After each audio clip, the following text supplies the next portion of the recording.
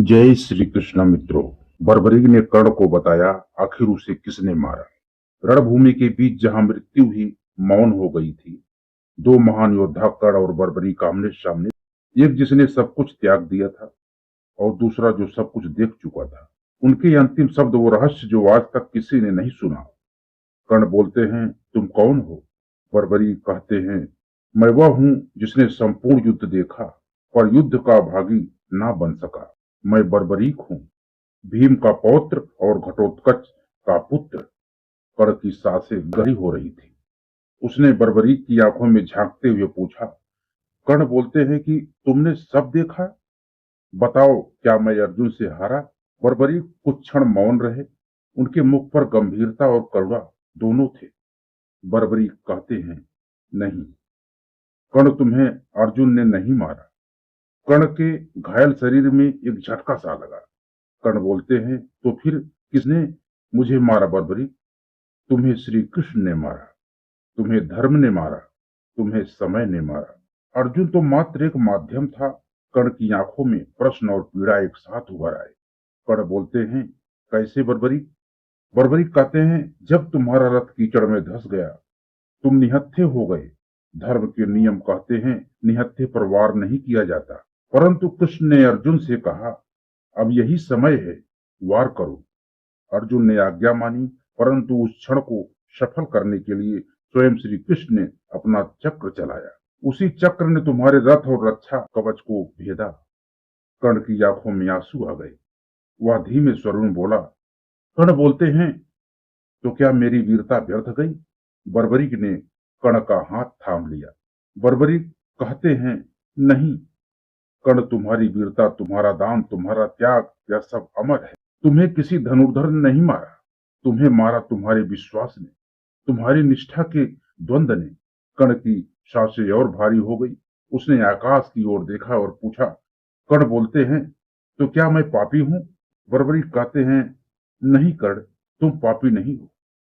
तुम वह योद्धा हो जो सदा सत्य के द्वार पर खड़ा रहा, पर भीतर प्रवेश न कर सका। कर्ण ने हल्की मुस्कान दी। उसकी आंखें धीरे धीरे बंद हो गई। बर्बरीक कहते हैं, जाओ कर्ण, तुम्हारी आत्मा मुक्त है।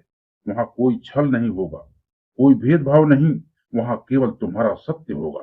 बर्बरीक कहते हैं, न मैं देव हूं न प्रेत, मैं वह हूं जिसने युद्ध का हर श्वास देखा। युद्ध भूमि मौन हो गई, केवल गूंज रह गई। एक वीर की अमर कथा। सूर्यपुत्र जन्म से ही दिव्य कवच कुंडल से युक्त जन्मे थे वो। उसे एक अजय योद्धा बनने का वरदान मिला, परंतु विडंबना यह रही कि उसका पालन पोषण एक सारथी के घर में हुआ। समाज ने उसे बार बार अपमानित किया, किंतु उसी अपमान ने उसे एक योद्धा बनाया जो हर चुनौती को स्वीकार करता रहा। गुरु परशुराम से ब्रह्मास्त्र और दिव्यास्त्रों का ज्ञान प्राप्त किया, परंतु श्राप भी मिला कि आवश्यकता के समय तुम इसे स्मरण नहीं कर पाओगे। बर्बरीक घटोत्कच का पुत्र, भीम का पौत्र, बचपन से ही अद्वितीय शक्ति से संपन्न था और मां हिडिंबा ने उसे व्रत दिलाया कि युद्ध में वह सदैव कमजोर पक्ष का साथ देगा। स्वयं शिव ने उसे 3 अभेद्य बाण प्रदान किया। एक बाण से शत्रु की पहचान, दूसरे बाण से उनका वध और तीसरा बाण से सब कुछ समाप्त कर पुनः पूर्ववत करने की अद्भुत शक्ति उसके पास। ऐसा धनुष था जिससे संपूर्ण युद्ध कुछ ही क्षणों में समाप्त हो सकता था। शौर्य और सामर्थ्य का तुलनात्मक चित्रण।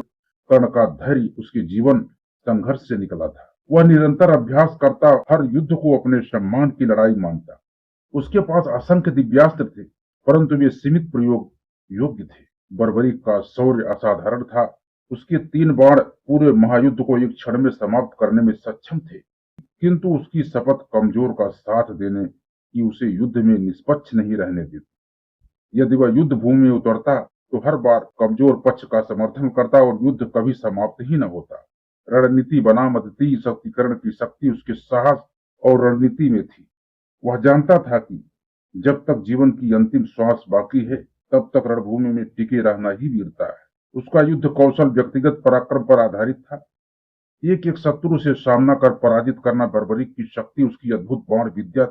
उसके 3 बाण ही पर्याप्त थे संपूर्ण सेना को नष्ट करने के लिए। उसके लिए रणभूमि केवल लक्ष्य साधने का स्थान थी, न रणनीति की आवश्यकता थी, न लड़ाई की बलिदान का। कर्ण का बलिदान उसके जीवन पर इस संघर्ष में निहित था। उसने कभी अपने जन्म का गर्व नहीं किया, अपने गुरु के श्राप को भी सम्मान पूर्वक स्वीकार किया और अंत में अपने प्राण भी दान के धर्म पर अर्पित कर दिया। युद्ध के बीच में भी उसने अपना कवच कुंडल दान कर दिया, वह भी शत्रु इंद्र को। बर्बरीक का बलिदान और भी अद्वितीय था। जब श्री कृष्ण ने उससे शक्ति का रहस्य पूछा और समझाया कि उसके 3 बाण पूरे युद्ध को नष्ट कर देंगे, तब बर्बरीक ने स्वयं अपना शीश दान कर दिया। वह युद्ध लड़ा नहीं, परंतु उसका शौर्य संपूर्ण युद्ध का साक्षी बना। श्रेष्ठ कौन? यदि केवल शक्ति ही इस दृष्टि से देखे तो बर्बरीक का स्थान सर्वोपरि। उसके 3 बाण पूरे कुरुक्षेत्र को पल भर में समाप्त कर सकते थे। वह युद्ध में उतरता तो न पांडव बचते न कौरव, परंतु यदि धैर्य, त्याग और जीवन संघर्ष की दृष्टि से देखे तो कर्ण अद्वितीय है। उसने शाप, अपमान, राजनीति सबके बावजूद अंत तक युद्ध लड़ा और अपनी वीरता सिद्ध की।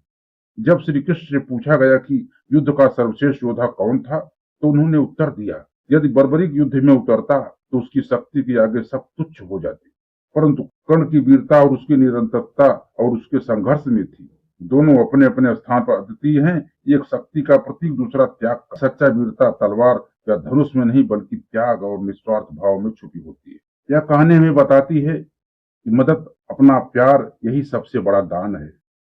जब तुम किसी को मुश्किल में देखकर उसकी मदद करते हो, वही सच्चा दान है। युद्ध में उतरने के पहले श्री कृष्ण ने उससे पूछा, तुम किस पक्ष से लड़ोगे? तब बर्बरीक ने वह बताया कि जो पक्ष हारेगा उस तरफ से मैं लड़ूंगा। तब उन्होंने उससे बलिदान मांगा और बर्बरीक ने बिना हिचक अपना शीश दान कर दिया ताकि युद्ध न्यायपूर्वक समाप्त हो सके। दोस्तों, ये था कहानी जो हमने आपको बताया। आशा करता हूँ वीडियो आपको अच्छा लगा हो। यदि वीडियो अच्छा लगा हो दोस्तों, तो हमारे वीडियो को लाइक कर देना और चैनल नए हैं, चैनल को सब्सक्राइब करके बेल आइकन को जरूर प्रेस करें। मिलते हैं दोस्तों अगले वीडियो में। जय श्री कृष्ण मित्रों।